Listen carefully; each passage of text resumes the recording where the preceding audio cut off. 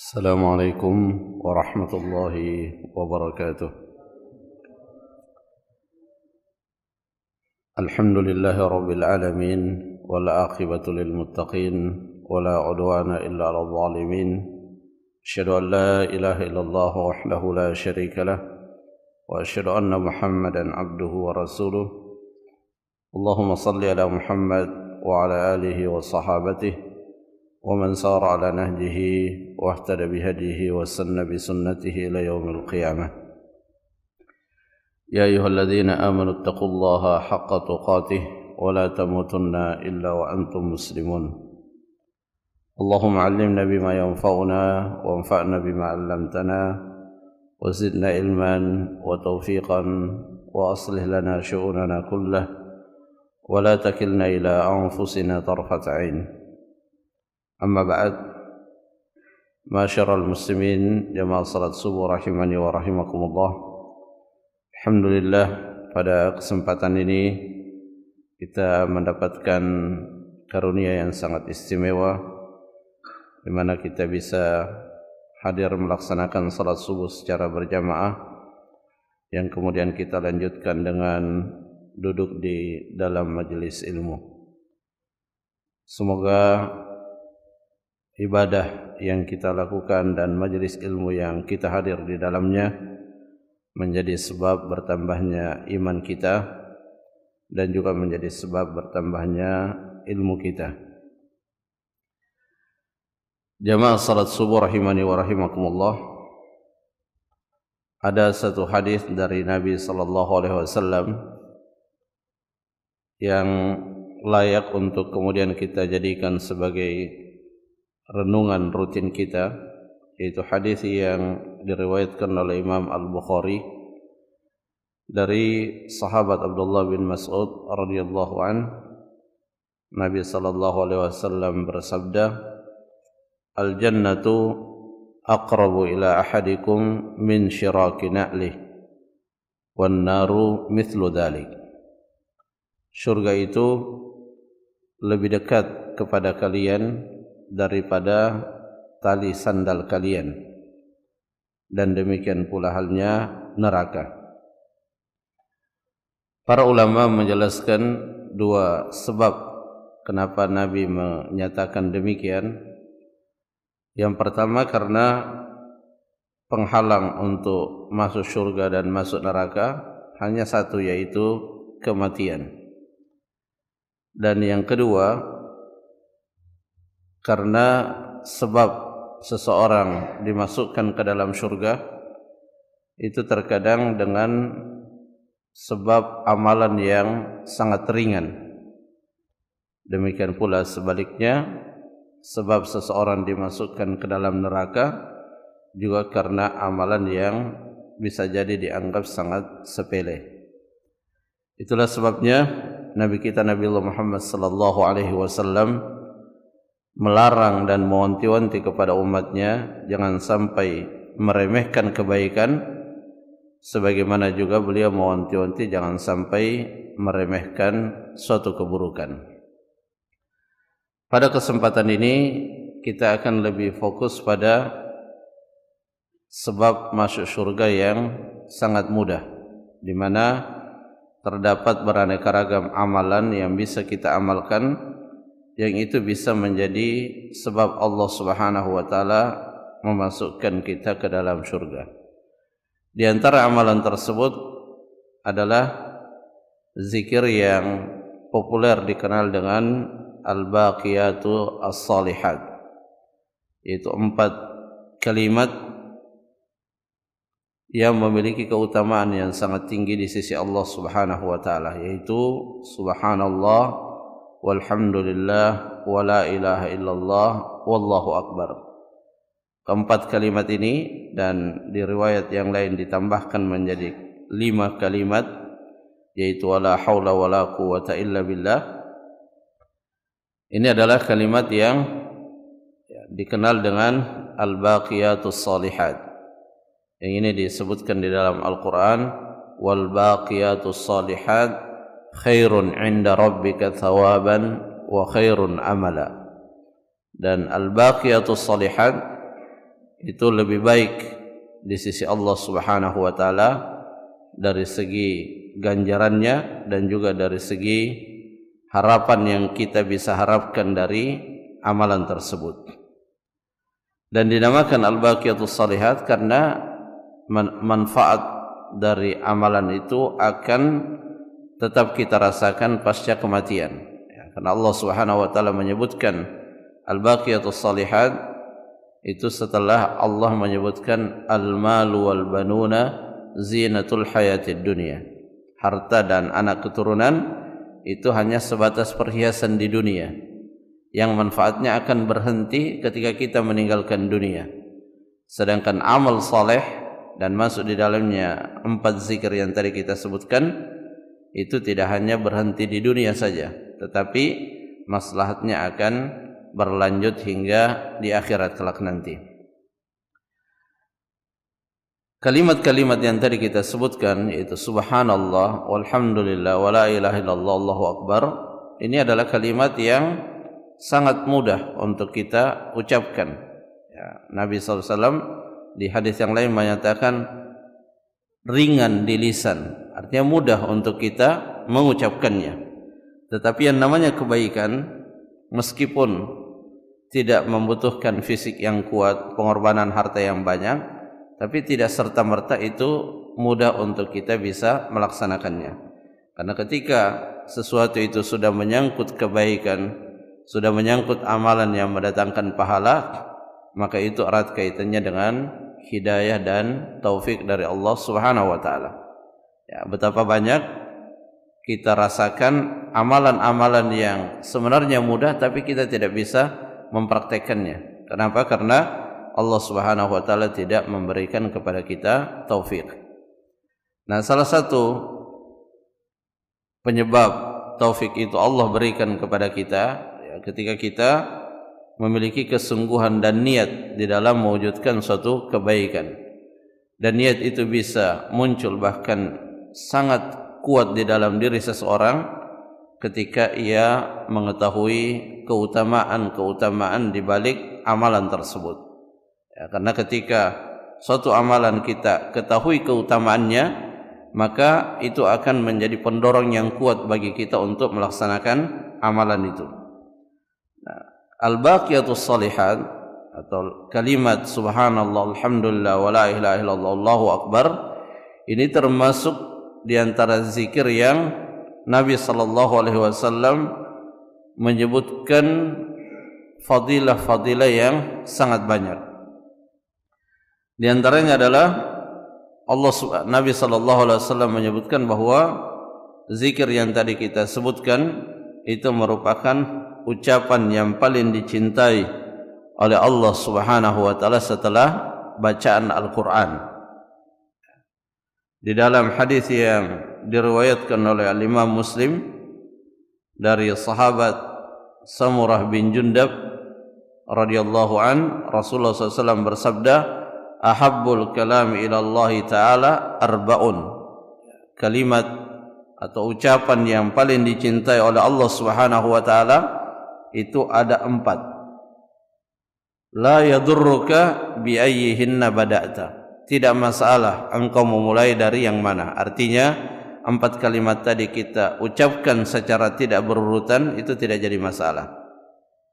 Apa saja keempat kalimat itu? Subhanallah walhamdulillah wala ilaha illallah wallahu akbar. Dan Allah Subhanahu wa taala memberikan kepada kita kemudahan untuk mengucapkan keempat kalimat ini, karena keempat kalimat ini kita bisa ucapkan dalam kondisi dan posisi apapun. Ya, namanya zikir itu tidak ditetapkan waktu khusus untuk berzikir, kapan saja, bahkan dalam posisi apapun.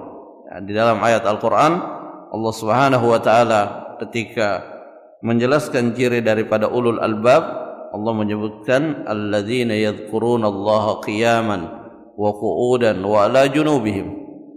Seseorang bisa berzikir kepada Allah Subhanahu wa taala dalam keadaan duduk, dalam keadaan berdiri, bahkan dalam keadaan berbaring sekalipun seseorang bisa berzikir kepada Allah Subhanahu wa taala. Sehingga 4 kalimat tadi yang merupakan kalimat yang sangat dicintai oleh Allah Subhanahu wa taala, itu bisa mengisi waktu-waktu kita yang senggang. Saat kita sedang berada di atas kendaraan, saat kita di atas mobil, atau saat kita sedang melakukan safar, kita tidak ada aktivitas, tidak ada kegiatan, atau saat kita antri menunggu sesuatu, maka waktu yang kita miliki tersebut hendaknya kita isi dengan hal-hal yang bermanfaat. Nah, di antara perkara yang bermanfaat itu adalah dengan membaca subhanallah walhamdulillah wala ilaha illallah wallahu akbar. Jadi itu yang pertama, bahwa kalimat ini adalah kalimat yang sangat dicintai oleh Allah Subhanahu wa taala. Kemudian fadilah yang lain yang juga disebutkan oleh Nabi SAW juga di dalam Sahih Muslim, Nabi pernah menyampaikan, li'an aqula subhanallah walhamdulillah wa la ilaha illallah wallahu akbar ahabbu ilayya mimma tala'at alaihi syams. Kata Nabi SAW, jika aku mengucapkan la ilaha subhanallah alhamdulillah wa la ilaha illallah wallahu akbar, maka itu aku lebih cintai, daripada hari-hari yang aku lewati di mana di situ matahari terbit. Artinya kalimat yang mudah tersebut, mudah terucapkan melalui lisan kita, itu adalah sesuatu yang menyimpan kebaikan yang sangat banyak. Karena tidak mungkin Nabi SAW teramat sangat mencintainya kecuali karena di dalamnya terdapat banyak kebaikan. Dan tentunya ketika suatu ucapan itu kita diperintahkan untuk banyak membacanya, itu tidak hanya berhenti pada bagaimana kita bisa meraih pahala darinya, tetapi yang tidak kalah pentingnya bagaimana kita bisa merenungi makna di balik kalimat yang kita ucapkan tersebut. Ketika kita ucapkan subhanallah, di mana kita mensucikan Allah dari segala bentuk kekurangan, kita yakini bahwa Allah Subhanahu wa taala pemilik segala kesempurnaan, sehingga kita menggantungkan seluruh urusan kita kepada Allah Subhanahu wa taala. Demikian pula halnya ketika kita mengucapkan alhamdulillah, kita ingat bahwa teramat sangat banyak kenikmatan yang Allah Subhanahu wa taala berikan, sehingga betapapun kita berusaha untuk mensyukuri kenikmatannya, maka itu tidak akan pernah mengimbangi nilai daripada kenikmatan yang Allah berikan kepada kita. Dan Allah telah sebutkan di dalam Al-Quran, wa in ta'uddu ni'matallahi la tuhsuha. Jika engkau mencoba menghitung nikmat Allah, maka kita tidak bisa menghitungnya. Dan ini berlaku secara menyeluruh kepada semua manusia. Ayat ini tidak hanya berlaku kepada orang yang mendapatkan harta yang melimpah, tetapi manusia yang paling menderita sekalipun di muka bumi ini, itu berlaku kepadanya ayat wa in ta'uddu ni'matallahi la tuhsuha. Jika engkau menghitung nikmat Allah, maka engkau tidak akan bisa menghitungnya. Maka kita ucapkan alhamdulillah, dan kita berbahagia ketika kalimat ini bisa kita ucapkan. Nah, salah satu bahagian dari wujud rasa syukur kita kepada Allah itu bisa kita wujudkan. Kemudian la ilaha illallah, ini adalah kalimat tauhid yang kita nyatakan melalui kalimat ini bahwa kita tidak beribadah kecuali hanya kepada Allah. Kita meyakini bahwa tidak ada yang benar untuk kita ibadahi kecuali hanya Allah Subhanahu wa taala. Kalimat takbir, kita nyatakan bahwa Allah satu-satunya yang maha besar, yang kita besarkan. Ini adalah kalimat-kalimat yang selain menghadirkan untuk kita pahala yang sangat besar, juga makna-makna yang terkandung di dalamnya itu akan menjadi penguat iman bagi kita, menjadi faktor kita meraih yang namanya keistiqomahan. Kemudian fadilah yang lain juga disebutkan di dalam hadis Nabi sallallahu alaihi wasallam yang lain yang diriwayatkan oleh Al-Imam Ahmad rahimahullah, Itu ketika seorang sahabiyah yang bernama Hani bintu Abi Thalib qalat marra bi Rasulullah sallallahu alaihi wasallam faqultu, ya, suatu ketika Rasulullah sallallahu alaihi wasallam berpapasan denganku, lalu aku bertanya kepadanya, inni qad kabirtu wa dha'uftu, ya, kata Ummu Hani, sungguhnya aku sudah tua dan fisikku sudah lemah. Famurni bi amalin a'malahu wa ana jalisah. Kata Ummu Hani, wahai Rasulullah, ajarkan kepadaku, perintahkan kepadaku suatu amalan yang aku bisa amalkan dalam keadaan duduk. Qala sabbihillah mi'ata tasbihah. Bertasbihlah kepada Allah sebanyak 100 kali, dan fa innaha ta'dilu laka mi'ata raqabatin ta'tiqinaha. Ya, engkau bertasbih sebanyak 100 kali itu menyamai engkau memerdekakan 100 budak dari keturunan Nabi Ismail. Ya, ini disebutkan keturunan Nabi Ismail, ini menunjukkan bahwa ya, keturunan Nabi Ismail tentu adalah keturunan yang mulia secara nasab. Jadi nilai memerdekakannya itu lebih tinggi. Dan kita tidak perlu heran ketika ada suatu amalan yang ringan kemudian pahalanya sangat besar. Ya, karena Allah Subhanahu wa taala, di antara nama Allah yang sering kita sebutkan itu adalah Ar-Rahman. Rahmat Allah itu sangatlah luas. Ya, makanya tadi di awal kita sebutkan bahwa jangan pernah kita meremehkan suatu kebaikan. Nabi SAW pernah menyampaikan, jagalah dirimu dari neraka meskipun setengah biji kurma, ya, setengah kurma. Suatu sedekah yang dalam pandangan kita mungkin sangat sedikit nilainya, tetapi ketika itu dilakukan dengan penuh keikhlasan, maka yang sedikit, yang ringan di mata manusia itu bisa menjadi sangat berat di sisi Allah Subhanahu wa taala. Kita tentu ingat ketika Nabi sallallahu alaihi wasallam membuat suatu perbandingan antara amalan yang dilakukan oleh para sahabatnya dengan amalan yang dilakukan oleh generasi-generasi setelahnya. Bahkan Nabi membandingkan antara amalan sahabat yang lebih dahulu masuk Islam dengan amalan sahabat yang belakangan masuk Islam.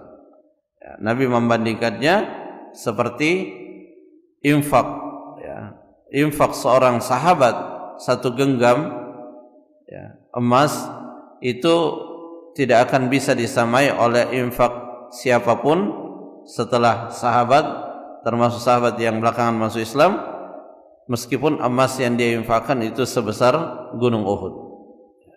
Kenapa bisa demikian? Karena keikhlasannya dan karena situasi sulit yang mereka hadapi di saat mereka berinfak di jalan Allah Subhanahu wa taala. Ini sekedar untuk membuktikan bahwa sesuatu yang sangat masuk akal jika kemudian amalan yang ringan, amalan yang kecil itu bisa menghasilkan pahala yang besar.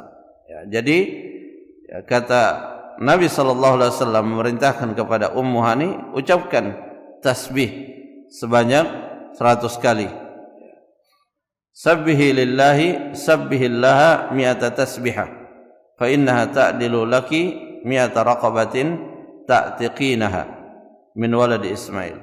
Kemudian wahmadillah mi'ata tahmidah ta'dilu laka mi'ata farsin musarrajatin muljimatin tahmilina 'alaiha fi sabilillah. Kemudian ucapkan alhamdulillah sebanyak 100 kali, maka itu menyamai kuda tunggangan yang ikut berperang di jalan Allah, yang ditunggangi dalam peperangan di jalan Allah Subhanahu wa taala. Wa kabbirillaha mi'ata takbirah, dan bertakbirlah kepada Allah sebanyak 100 kali, fa innaha ta'dilu laka mi'ata badanatin muqalladatin mutaqabbalah. Dan bertakbirlah sebanyak 100 kali karena itu menyamai 100 ekor unta yang dikurbankan. Wa hallili mi'ata tahlila, dan ucapkan la tahlil yaitu la ilaha illallah, dan fadilahnya tamlau ma bainas samai wal ard, itu akan pahala yang didapatkan itu sebanyak seisi antara langit dan bumi. Jadi ini adalah informasi yang sangat berharga dari Nabi kita Nabiullah Muhammad sallallahu alaihi wasallam, dan hadis ini dihasankan oleh Syekh Al-Albani rahimahullah. Jadi ini adalah ganjaran dan pahala yang sangat besar melalui amalan yang sangat ringan. Dan ini salah satu cara yang akan memudahkan bagi kita untuk terselamatkan dari waktu kosong. Ya, karena di antara perkara yang Nabi peringatkan kepada umatnya, di mana sebagian manusia terperdaya di dalamnya, itu ada dua, nikmat sehat dan waktu luang.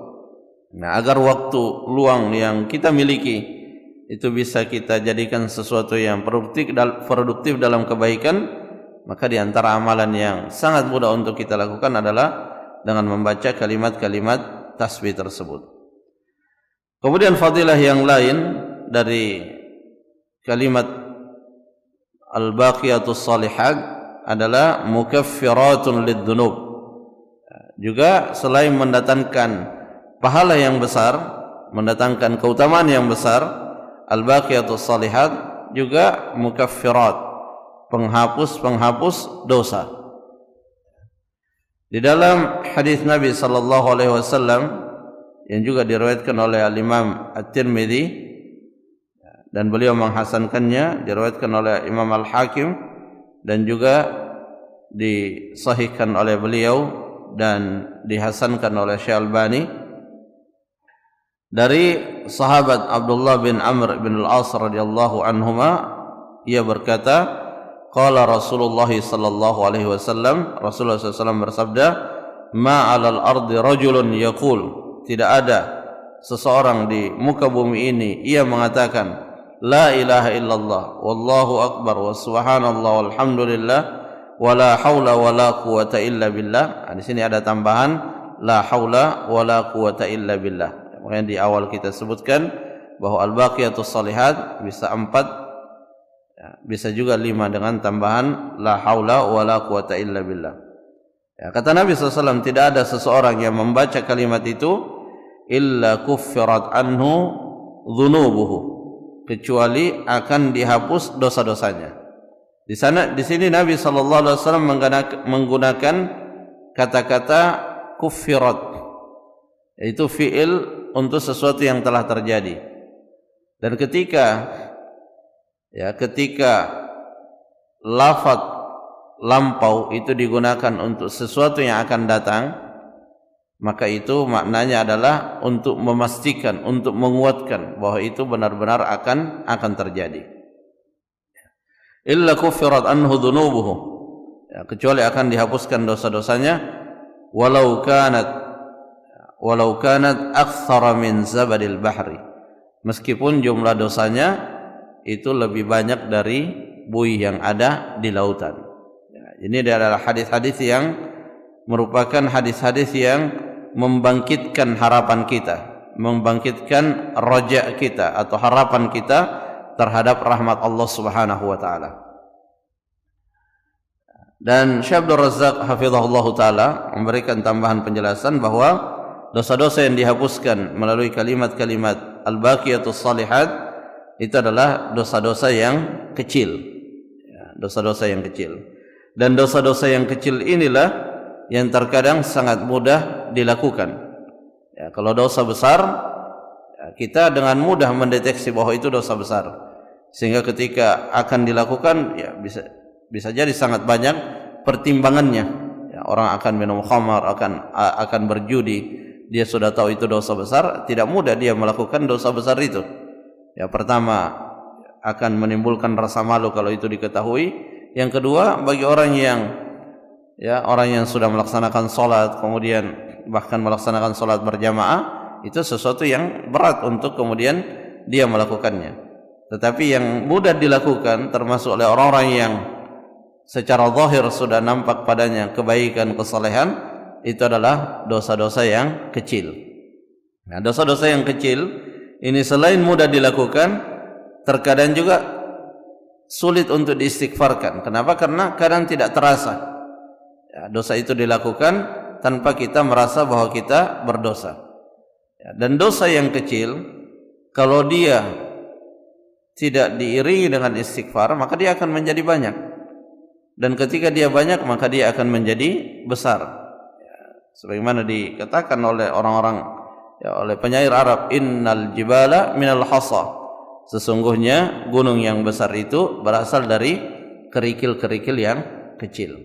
Nah, karenanya kita butuh banyak penghapus dosa. Dan karena itu Nabi SAW mengabarkan kepada kita beraneka ragam amalan-amalan yang bisa menghapuskan dosa kita. Di antaranya adalah al-baqiyatus shalihat. Kemudian yang lain, ya, fadilah yang lain, ya, yang juga disebutkan oleh Nabi sallallahu alaihi wasallam berkaitan dengan keutamaan al-baqiyatus shalihat, yaitu Nabi sallallahu alaihi wasallam pernah menyampaikan bahwa tidak ada orang yang diberikan umur yang panjang oleh Allah Subhanahu wa taala yang lebih baik daripada orang yang memanfaatkan usianya yang panjang tersebut dengan memperbanyak takbir, tasbih, tahlil dan tahmid. Ya, karena biasanya orang yang diberikan umur yang panjang itu akan sampai pada fase di mana secara fisik ia akan lemah, tidak sebagaimana ketika masih muda. Dan itu Allah sebutkan dalam surah Yasin, wa man nu'ammirhu nunakkishu fil khalq. Siapa yang kami panjangkan umurnya, maka akan kami kurangi kekuatannya secara fisik. Nah, ketika fisik sudah mulai lemah, tetapi seseorang masih bisa memanfaatkan usia yang Allah berikan dengan melakukan kebaikan melalui zikir, ya, kalimat-kalimat yang baik, maka itu adalah salah satu penyebab ia akan menjadi orang yang terbaik di sisi Allah Subhanahu wa taala. Hal ini berdasarkan hadis yang diriwayatkan oleh Imam Ahmad dengan sanad yang hasan dari sahabat Abdullah bin Shaddad, anna nafaran min bani Udra thalathatun atau Nabi sallallahu alaihi wasallam. Bahwasanya ada 3 orang dari Bani Udra, dia datang kepada Nabi sallallahu alaihi wasallam, fa aslamu, dan mereka semuanya masuk Islam, ketiga-tiganya masuk Islam. Faqala Nabi sallallahu alaihi wasallam, man yakfinihim. Nabi SAW bertanya kepada para sahabat, siapa yang bisa menjamu ketiga orang ini? Siapa yang bersiap untuk rumahnya ditempati selama beberapa hari dan menyiapkan makan dan minum untuk ketiga orang ini? Qala Talha, ana. Ya, kemudian Talha, sahabat Nabi SAW, mengatakan, iya, saya. Qala fakanu inda Talha fa ba'atha an-nabiy sallallahu alaihi wasallam ba'than fa kharaja fihi ahaduhum fastashhad. Ya, ketiganya tinggal di rumahnya Talha, dan ketika Nabi sallallahu alaihi wasallam mengutus satu pasukan, maka salah seorang di antara yang 3 tadi itu termasuk yang terikut di dalam pasukan itu. Artinya dia pergi berjihad di jalan Allah Subhanahu wa taala, fastashhad, dan dia syahid. Ya, dia meninggal di jihad fi sabilillah. Thumma ba'atha ba'than akhar fa kharaja fihim akhar fastashhad. Kemudian di peperangan yang lain Nabi SAW kembali mengutus pasukan, dan orang yang kedua, jadi setelah yang pertama pergi meninggal, maka masih ada 2 orang, maka ada lagi yang berangkat sehingga tersisa 1 orang, dan yang berangkat berperang ini juga istashhad, dia juga wafat. Ya. Qala thumma mata tsalits ala firasyih. Yang masih tinggal, ternyata dia meninggalnya bukan di medan peperangan, dia meninggal di atas pembaringannya. Qala Talha yang rumahnya ditempati oleh 3 orang ini mengatakan, fara'aitu haula'i tsalatsal ladzina kanu 'indi fil jannah. Talha itu bermimpi bahwa 3 orang tersebut yang tinggal di rumahnya selama beberapa waktu itu semuanya dimasukkan oleh Allah Subhanahu wa taala ke dalam surga. Fara'aitul mayyit ala firashihi amamuhum. Tetapi yang janggal menurut Talha ini adalah yang terdepan justru yang meninggal di atas tempat tidurnya. Wa ra'aitul ladzi syuhida akhiran yalihi wa ra'aitul ladzi syuhida awwalahum akhirahum. Aku melihat yang meninggal paling pertama itu justru di bagian paling akhir. Yang meninggal nomor 2 itu yang berada di urutan kedua. Yang terdepan yang meninggal di atas pembaringannya. Qala fadakhalani min dzalik. Ya, kata Talha, ada sesuatu yang janggal di dalam hatiku. Ya, kenapa bisa demikian? Ini meninggal di medan peperangan, yang satunya meninggal di atas pembaringan, tapi justru dia yang terdepan. Memang semuanya masuk surga, tapi derajat ternyata yang meninggal di atas tempat tidur justru yang diberikan derajat yang lebih tinggi. Sehingga hal ini membuat penasaran bagi Talha, dan ia datang kepada Nabi sallallahu alaihi wasallam dan ia menanyakan hal tersebut kepada Nabi sallallahu alaihi wasallam. Lalu Nabi sallallahu alaihi wasallam berkata kepada Talha, "Ma angkarta min dzalik?" Apa yang membuatmu mengingkari hal itu? Apa yang membuatmu merasa aneh dengan hal itu? Kemudian Nabi SAW menjelaskan, "Laisa ahadun afdalu indallahi min mu'minin." Tidak ada orang yang lebih afdal di sisi Allah Subhanahu wa taala dari seorang mukmin, yu'ammaru fil Islam, dia diberikan umur yang panjang dalam keadaan memeluk agama Islam, yaktsuru takbiruhu wa tasbihuhu wa tahliluhu wa tahmiduhu, dan dia banyak bertakbir kepada Allah Subhanahu wa taala, bertasbih, bertahlil dan bertahmid. Ya, dan ini sejalan dengan hadis Nabi sallallahu alaihi wasallam, khairukum man tala umruhu wa hasuna amaluh. Sebaik-baik kalian adalah orang yang panjang umurnya dan baik amalannya. Dan orang yang diberikan kemampuan untuk bertasbih, mengucapkan kata-kata yang baik, itu biasanya berbanding lurus dengan amalannya.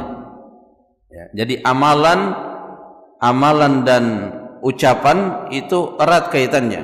Ya, dan itu yang sering kita diingatkan melalui ayat Al-Quran yang diucapkan oleh Nabi sallallahu alaihi wasallam ketika mengawali khutbahnya, mengawali penyampaian nasihatnya. Ya ayyuhalladzina amanu taqullaha wa qulu qawlan sadida. Wahai orang-orang yang beriman, bertakwalah kepada Allah, wa qulu qawlan sadida, dan ucapkanlah kata-kata yang benar. Apa hasil yang didapatkan kalau kita menjaga ucapan kita? Yuslih lakum a'malakum. Allah akan menjadikan amalanmu itu adalah amalan yang saleh. Jadi ketika lisan seseorang itu terbiasa dengan ucapan-ucapan yang baik, seperti zikir tadi, al-baqiyatus shalihat, maka itu salah satu faktor kita dimudahkan untuk melakukan amalan-amalan yang saleh. Jamaah rahimakumullah, mungkin itu beberapa yang bisa kita jelaskan. Semoga amalan yang sangat ringan ini bisa kita praktekkan dalam kehidupan kita sehari-hari. Wallahu ta'ala a'lam bissawab. Subhanakallahumma rabbana wa bihamdik, asyhadu an la ilaha illa anta, astaghfiruka wa atubu ilaik. Assalamualaikum warahmatullahi wabarakatuh.